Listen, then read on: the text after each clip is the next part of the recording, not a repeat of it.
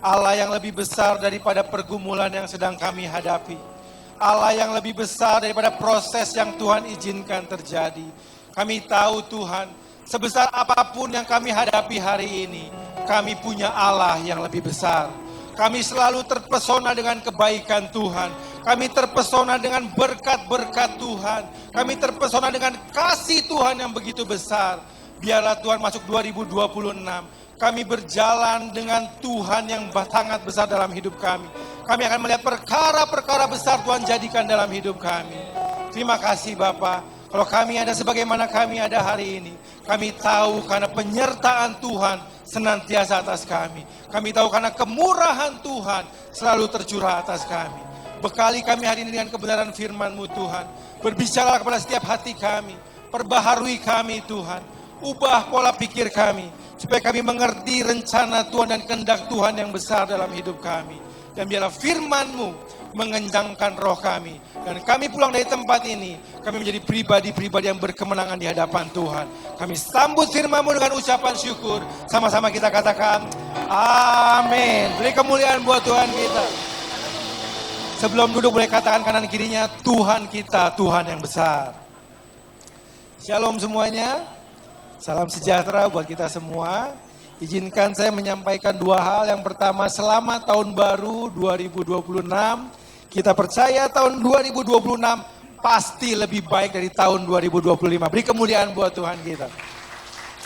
Yang kedua, saudara, saya mengucap syukur bisa ada di tempat ini. Bersyukur, terima kasih buat hambanya Pak Rinto dan seluruh tim pengembalaan yang ada di Soekarno-Hatta 2. Dan hari ini kita akan belajar kebenaran firman Tuhan yang saya kasih judul tetap sama atau still the same. Bapak Ibu Saudara kasih Tuhan, kita tahu 2025 kita lewati, kita masuk 2026. Banyak perubahan yang terjadi dalam kehidupan kita. Setiap hal yang Tuhan izinkan terjadi, kita percaya apapun itu akan mendatangkan kebaikan buat kita semua. Dan di tahun 2025 Bapak Ibu Saudara, mungkin ada di antara kita yang diberkati Tuhan, ya. Masuk 2026 kita merasa bahwa Tuhan begitu baik di 2025. Dan mungkin ada yang Tuhan izinkan 2025 mengalami proses Bapak Ibu Saudara. Ya, kenapa Tuhan izinkan sesuatu terjadi dalam hidup saya? Ada hal-hal yang mungkin kurang menyenangkan kita alami. Dunia selalu berubah Bapak Ibu Saudara. Apapun yang kita hadapi membuat kita berubah. Dunia menuntut kita berubah secara pola pikir. Dunia menuntut kita berubah secara mental. Dunia menuntut kita untuk berubah secara pengetahuan. Tetapi Alkitab mengajarkan kita bahwa semua boleh berubah, tapi ada hal-hal yang harus tetap sama di hadapan Tuhan. Dan hari ini kita mau belajar, kita lihat dalam Maleakhi pasal yang ketiga, ayat yang ke-6 sampai dengan yang ke-7. Maleakhi 3 ayat 6 sampai dengan yang ke-7, saya bacakan di dalam terjemahan firman Allah yang hidup. Dikatakan demikian, Tuhan berfirman, karena aku Tuhan, aku tidak berubah. Itulah sebabnya kamu hai keturunan Yakub tidak dibinasakan sama sekali, karena belas kasihanku tetap untuk selama-lamanya. Walaupun sejak dulu kamu telah membenci hukum-hukumku, namun kamu masih boleh kembali kepadaku, firman Tuhan semesta alam. Kembalilah kepadaku dan aku akan mengampuni kamu. Tetapi kamu berkata, kami belum pernah meninggalkan engkau, bagaimana kami harus kembali? Bapak Ibu Saudara kasih Tuhan, seringkali mungkin kita berkata sama Tuhan, Tuhan saya masih di gereja kok, saya masih pelayanan kok, saya masih baca firman kok. Saudara perlu mengetahui bahwa Tuhan tidak hanya melihat kehadiran kita, tetapi Dia melihat hati kita. Yang mengerti katakan amin. Saudara boleh masih ada di gereja, saudara boleh masih datang untuk pelayanan setiap minggu, saudara mungkin masih aktif di dalam kegiatan-kegiatan gereja, di kul, di persekutuan Bapak Ibu Saudara. Tetapi yang Tuhan lihat bukan kehadiran kita. Dia sanggup menyelidiki hati kita yang paling dalam. Tuhan tahu motivasi saudara datang ke gereja. Tuhan tahu tujuan saudara ikut pelayanan. Tuhan tahu apa yang saudara inginkan ketika saudara aktif di gereja. Sebab Tuhan melihat isi hati kita. Amin. Tapi Tuhan katakan, aku gak berubah, kata Tuhan. Sekalipun manusia hatinya berubah, Tuhan gak pernah berubah. Sekalipun manusia berubah setia sama Tuhan, dikatakan Tuhan aku tidak pernah berubah. Dan kita perlu mengerti sekalipun kita ada di dalam gereja, kita perlu punya kasih dan kesetiaan yang sama dengan yang Tuhan miliki. Yang mau katakan amin. Kita lihat di dalam Mazmur 107 ayat yang ke-1, apa sih yang gak berubah dari Tuhan? Ya, kita lihat Mazmur 107 ayat ke-1, dikatakan pemazmur mengatakan bersyukurlah kepada Tuhan sebab ia baik, bahwasanya untuk selama-lamanya apa saudara? Kasih setianya. Jadi ketika Tuhan katakan aku ini gak berubah, apa yang gak berubah dari Tuhan? Kasih dan setianya. Dunia boleh berubah, manusia boleh berubah, tetapi Tuhan katakan kasih setia Tuhan tetap untuk selama-lamanya. Yang percaya katakan amin. Nah, kita lihat Bapak Ibu Saudara, kenapa Tuhan punya kasih yang gak bisa berubah dalam hidup kita? Di dalam Yeremia 31 ayat yang ketiga dikatakan, aku mengasihi engkau dengan kasih yang kekal.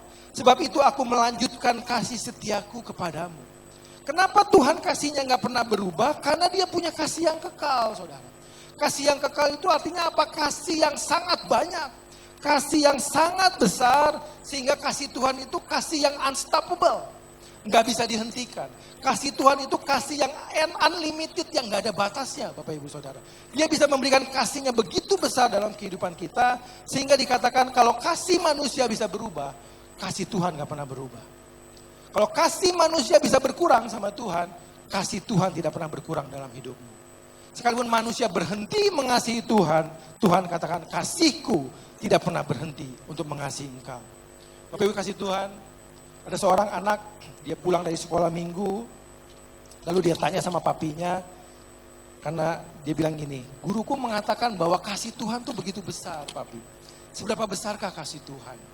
Lalu papinya dia kasih lihat sebuah pesawat yang melintas di atas mereka, dia bilang gini, anakku coba kamu lihat pesawat di atas sana. Berapa besar pesawat itu? Lalu anak ini mengulurkan tangannya Bapak Ibu Saudara, dan dia bilang gini, papi pesawat itu kecil, karena telapak tanganku lebih besar daripada pesawat. Lalu ayahnya mengajak anak ini pergi ke sebuah tempat dan sampailah mereka di sebuah airport di kota mereka. Ketika anak ini turun dari mobil, ya, dia melihat sebuah benda yang begitu besar di hadapannya dan dia ulurkan kembali telapak tangannya. Lalu dia katakan, papi ternyata pesawat itu besar ya. Dan papinya bilang, iya anakku, pesawat itu besar. Dan kamu bukan hanya bisa lihat pesawat besar, tapi kamu bisa masuk ke dalam pesawat itu. Wah, anaknya kagum sekali Bapak Ibu Saudara. Lalu ayahnya menerangkan demikian bahwa tadi kamu tanya berapa besar kasih Tuhan dalam hidup kita. Kasih Tuhan itu besar anak. Tergantung seberapa dekat kamu dengan dia. Seringkali dalam hidup kita Bapak Ibu Saudara, ketika kita diproses sama Tuhan, ada pergumulan yang begitu besar, kita mengatakan, Tuhan pergumulanku terlalu besar. Masalahku terlalu berat Tuhan. Dan kamu mengatakan, aku gak bisa merasakan kasih Tuhan. Aku gak bisa melihat kasih Tuhan di dalam hidupku. Yang aku lihat pergumulanku terlalu besar. Saudara yang kasih Tuhan, perumpamaan ini menunjukkan kepada kita, ketika kita melihat bahwa pergumulan kita lebih besar daripada Tuhan, artinya saudara terlalu dekat dengan masalah saudara, dan kita terlalu jauh dengan Tuhan kita. Yang mengerti katakan amin. Hari ini Bapak Ibu, mendekatlah kepada Tuhan. Kau akan melihat betapa besarnya kasih Tuhan, dan betapa kecilnya masalahmu. Ketika kau mendekat sama kasihnya Tuhan, kau akan melihat bahwa masalahmu tidak sebanding dengan Tuhan kita yang besar. Yang setuju beri kemuliaan buat Tuhan kita.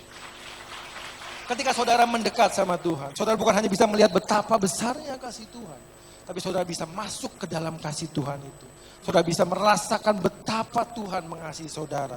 Dan ketika saudara merasakan kasih Tuhan, saudara akan melihat betapa masalah saudara tidak sebanding dengan Tuhan kita yang besar. Jadi saya mau katakan seberapa besar kasih Tuhan dalam hidup kita, tergantung seberapa dekat kita dengan Tuhan. Yang kedua, Bapak Ibu Saudara, dikatakan kasih setia Tuhan untuk selama-lamanya. Ya, kasih Tuhan sangat besar dalam hidup kita, kasih yang tanpa batas, kasih yang tidak terhentikan. Demikian juga dengan kesetiaan Tuhan. Di dalam Yehezkiel 16 ayat ke-39, ya, saya terjemahkan dalam firman Allah yang hidup, dikatakan bahwa hubungan manusia itu seperti hubungan perjanjian, Bapak Ibu Saudara. Tuhan mengatakan, karena Tuhan Allah telah berfirman, aku akan menuntut tanggung jawab atas pelanggaran terhadap perjanjianmu dengan aku yang kau anggap ringan. Meskipun demikian, aku akan mengingat perjanjianku dengan engkau pada masa mudamu. Aku akan menetapkan satu perjanjian yang kekal dengan engkau. Sekali lagi ada satu ikatan yang kekal yang Tuhan berikan kepada kita. Ternyata Tuhan mengikat perjanjian dengan saudara dan saya.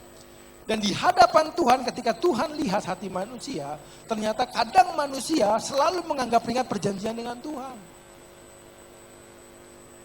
Kita kadang baca firman sesuka-suka kita, Bapak Ibu Saudara. Kita kadang datang ke gereja suka-suka kita. Ya. Minggu lalu siapa yang gak ke gereja? Semua gereja sepi loh Bapak Ibu Saudara. Ya.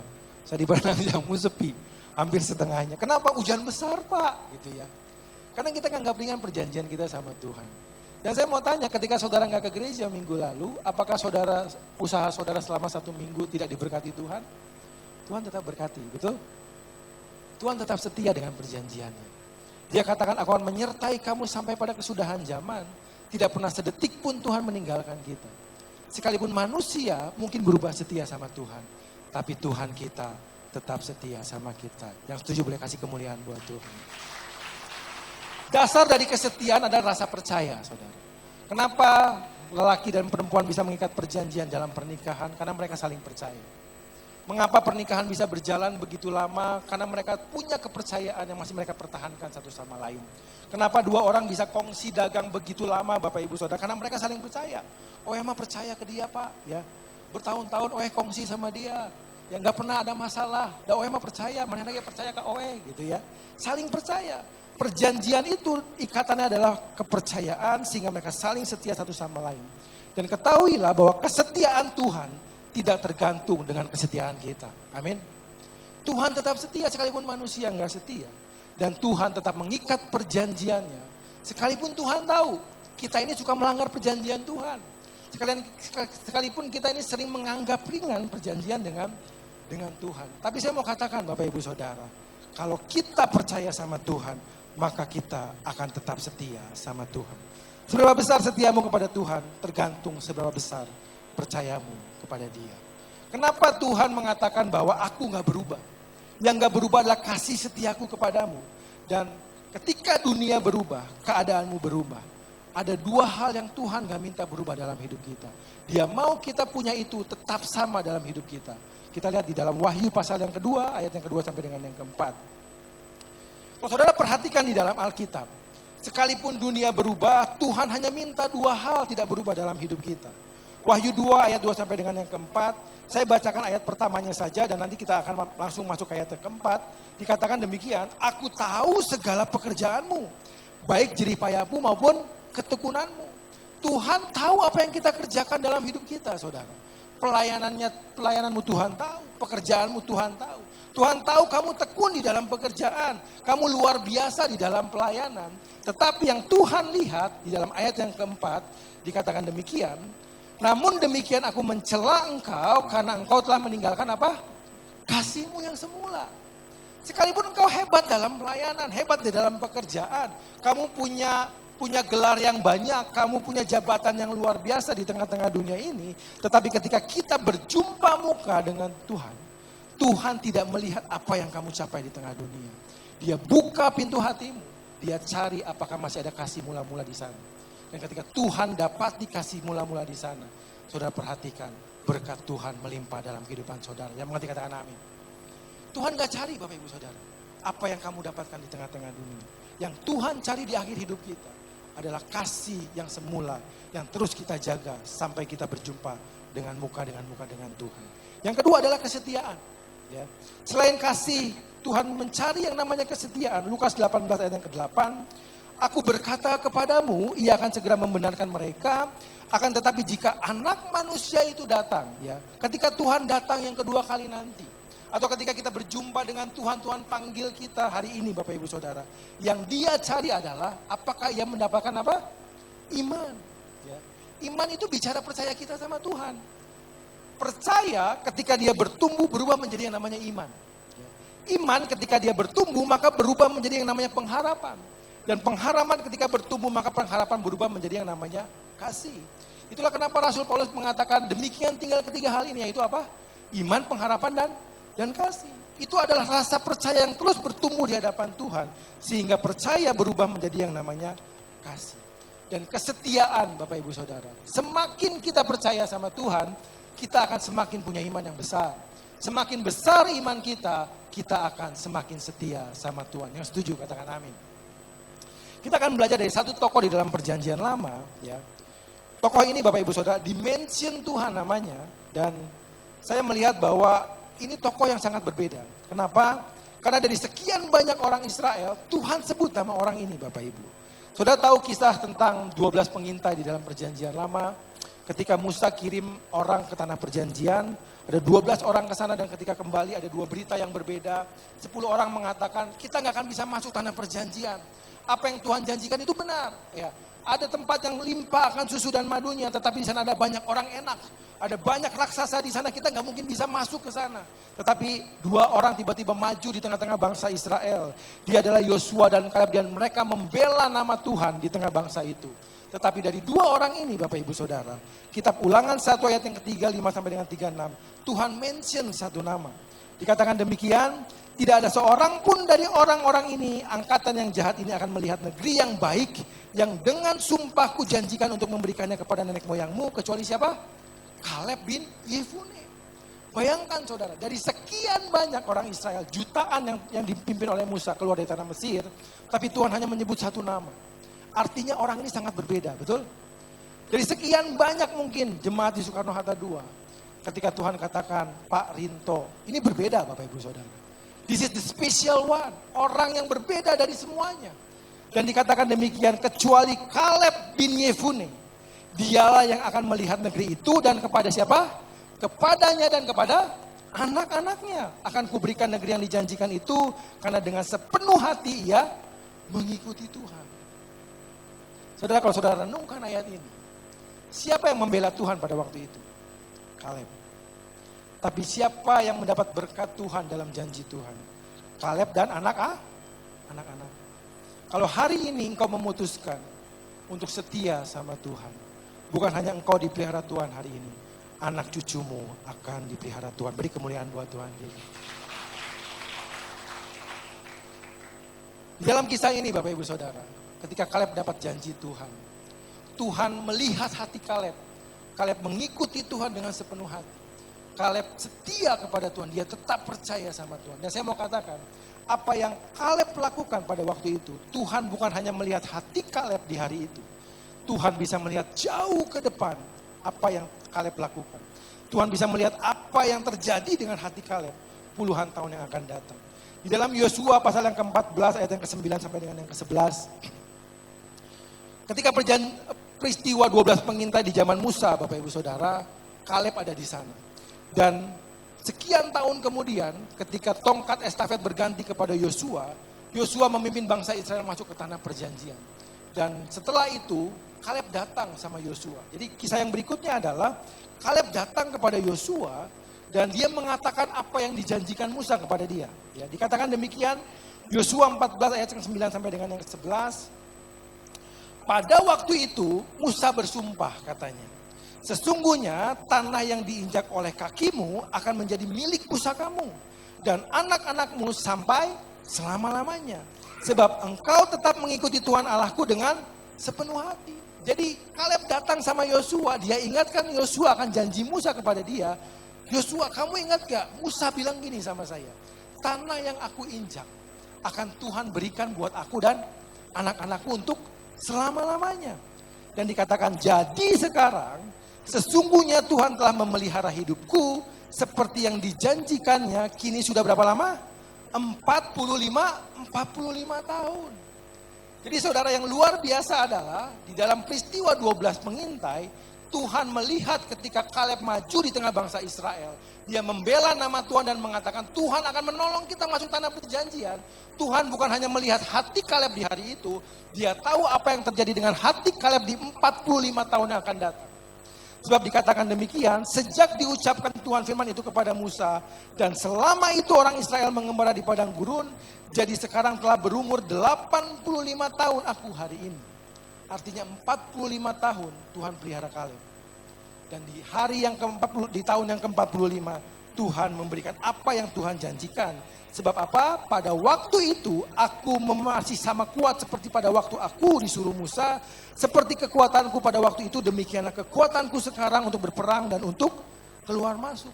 Jadi Tuhan melihat hati Kaleb ketika dia maju di tengah bangsa Israel untuk membela Tuhan, bukan hanya di hari itu Bapak Ibu Saudara. Kenapa? Karena Kaleb menetapkan hatinya, dia mau tetap setia sama Tuhan, dia mau percaya sama Tuhan, dan 45 tahun yang akan datang, Tuhan melihat bahwa Kaleb tetap punya hati yang sama. Kaleb tetap punya kekuatan yang sama untuk mengasihi Tuhan. Kaleb tetap punya kekuatan untuk percaya sama Tuhan. Sekalipun selama 45 tahun ada pergumulan yang dia hadapi, ada peperangan yang harus dia lewati, ada berkat-berkat yang dia terima. Apa yang dia alami dalam hidupnya selama 45 tahun tidak merubah kasihnya kepada Tuhan, tidak merubah setianya kepada Tuhan.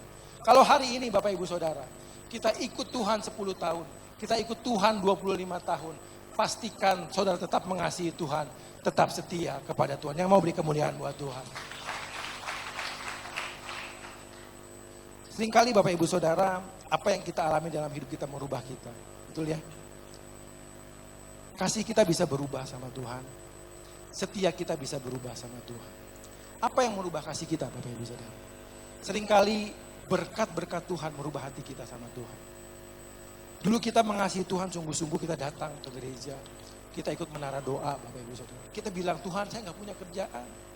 Saya datang, kiranya Tuhan berkati kehidupan saya perlu kerjaan Tuhan. Tuhan kasih saudara kerjaan. Saudara mulai melayani Tuhan, ya. Saudara rajin aktif di gereja, saudara ikut kul, saudara ikut pelayanan. Saudara nggak punya apa-apa, Tuhan berkati. Saudara nggak punya apa-apa, saudara cari wajah Tuhan sungguh-sungguh. Saudara katakan, aku mengasihi Engkau Tuhan. Lalu Tuhan berkati pekerjaan saudara. Usaha saudara bukan satu lagi, dua Bapak Ibu Saudara. Bukan dua lagi, tiga, bahkan sampai 5. Dan ketika gembala saudara cari, ini mana orangnya ya? Yang dulu datangnya paling depan, duduknya paling depan, terakhir paling belakang, sekarang gak kelihatan lagi katanya. Ditelepon sama gembalanya, Pak kemana Pak? Iya nih Pak Gembala, maaf ya, ini usaha saya kan makin banyak Pak Gembala. Ya. Gak ada waktu nih saya ke gereja, saya online aja ke gerejanya. Dulu kita mengasihi Tuhan, hati kita berubah. Kita mulai mengasihi berkat-berkat Tuhan dan kita lupa siapa sumber berkat itu. Bapak Ibu Saudara, kalau hari ini engkau diberkati Tuhan, 2025 engkau diberkati Tuhan, jangan rubah kasihmu di hadapan Tuhan. Tetap mengasihi Tuhan. Berkat Tuhan kadang mengubah hati kita. Tapi Tuhan katakan, sekalipun manusia berubah, aku tidak pernah berubah. Yang kedua adalah kesetiaan. Apa yang merubah setia kita? Kadang proses kehidupan merubah setia kita. Ketika kita dalam keadaan baik, Bapak Ibu Saudara, kita sungguh-sungguh sama Tuhan. Kita pelayanan, ya, kita datang ke gereja dengan rajin. Tetapi ketika proses terjadi, proses ekonomi terjadi, proses sakit penyakit terjadi, lalu timbul pertanyaan di dalam hati kita. Ya. Saudara ingat, kesetiaan itu dasarnya apa? Percaya. Ketika kita mengalami proses, kita mulai bertanya sama Tuhan, Tuhan sayang gak sih sama saya? Ketika ekonomi saudara diproses Tuhan, Tuhan tuh perhatiin saya gak sih? Kita doa sama Tuhan, Tuhan tolong pulihkan proses saya. Setahun 2 tahun gak ada jawaban Bapak Ibu Saudara. Pertanyaannya mulai berubah, Tuhan ada gak sih? Tanpa sadar percaya kita berkurang Bapak Ibu Saudara. Dan tanpa kita sadari, kita lama-lama bisa meninggalkan Tuhan. Kasih kita berubah karena berkat Tuhan. Kesetiaan kita berubah karena proses yang Tuhan izinkan terjadi. Hari ini kita mau belajar dari Kaleb Bapak Ibu Saudara. Apapun yang engkau alami dalam hidupmu, jangan rubah kasihmu sama Tuhan. Jangan rubah setiamu sama Tuhan. Yang setuju katakan amin. Saya undang tim bisa naik ke atas. 4 tahun yang lalu Bapak Ibu Saudara, ketika saya lagi pelayanan, saya ini adalah hamba Tuhan yang dipanggil dari dunia sekuler. Di dunia sekuler saya bekerja, saya menghasilkan punya penghasilan sendiri. Dan ketika Tuhan panggil saya jadi hamba Tuhan, saya sempat nolak Bapak Ibu Saudara. Tetapi karena panggilan Tuhan, Tuhan dorong push saya untuk jadi full timer. Saya ikuti panggilan Tuhan, saya melayani Tuhan. Dan 4 tahun yang lalu tiba-tiba Tuhan izinkan sesuatu yang mungkin kurang baik. Ketika saya pelayanan Bapak Ibu Saudara, tiba-tiba pembuluh darah saya di sebelah kanan ini pecah di otak saya. Lalu saya mengalami stroke ringan, ya, separuh tubuh saya lumpuh sebelah kiri. Kaki saya nggak bisa digerakkan, tangan saya nggak bisa digerakkan. Saya masuk rumah sakit Boromeus, istri saya datang, dia katakan bisa angkat tangan kanan kamu, tangan kiri kamu nggak bisa. Ya. Tangan kiri saya nggak bisa diangkat sama sekali, kaki saya nggak bisa digerakkan, mulut saya mulai miring Bapak Ibu Saudara. Lalu di dalam rumah sakit itu Bapak Ibu, saya masuk ke ICU selama 2 hari, sama. Sekalipun saya seorang hamba Tuhan, ketika diproses, pergumulan itu datang Bapak Ibu Saudara, kadang itu menggoncang iman kita. Saya mulai tanya sama Tuhan, Tuhan kenapa? Kenapa saya ngalamin sakit? Saya melayani Tuhan. Saya ikut panggilan Tuhan. Dulu saya sekuler Tuhan, saya tinggalkan sekuler untuk ikuti Tuhan. Kenapa Tuhan kasih saya stroke? Kenapa Tuhan izinkan saya ngalami seperti ini?